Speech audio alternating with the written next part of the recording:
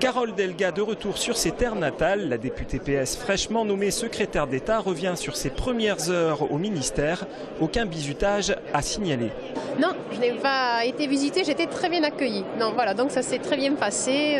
Il n'y a pas eu de blague sur ce sujet. C'est-à-dire l'actualité était assez intense, donc j'ai été nommée mardi soir et le mercredi à 14 h, il fallait être au Sénat pour défendre la loi économie sociale et solidaire. Donc nous avons été de suite dans le travail. On fait comment? C'est-à-dire on raccourcit ses nuits, vous voyez, c'est un peu la solution qu'on doit faire, puisque le président de la République m'a prévenu à 5 h moins le quart, et puis on a dû travailler. Donc la nuit de mercredi a été courte. On travaille. Après, j'ai la chance d'avoir un excellent cabinet autour de moi qui est vraiment très compétent, très dynamique.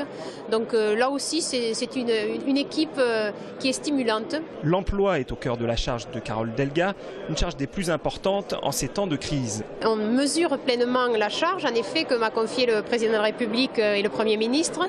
Mais aussi, c'est une charge très motivante parce qu'il y a de nombreux défis à relever. Être secrétaire d'État du commerce, de l'artisanat, de la consommation et de l'économie sociale et solidaire, c'est être sur le terrain, c'est expliquer la politique gouvernementale, c'est être à l'écoute, entendre les remarques. Chose faite aujourd'hui au cours du 20e congrès Serre France, réunissant des experts comptables. L'accompagnement et le conseil auprès de petites entreprises est l'une des clés du développement économique, selon Carole Delga. C'est comme ça qu'on peut réussir à redynamiser l'emploi, parce qu'on voit aussi que c'est sur les TPE qu'il y a un potentiel fort de croissance.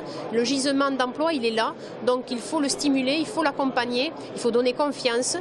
C'est l'objet de ma visite. Lors de son intervention, la secrétaire d'État a rappelé les défis et actions à venir, comme le choc de simplification, mais également les mesures déjà en place, comme le crédit impôt compétitivité emploi. Grâce à celui-ci, les entreprises françaises devraient payer 20 milliards d'euros de charges en moins cette année.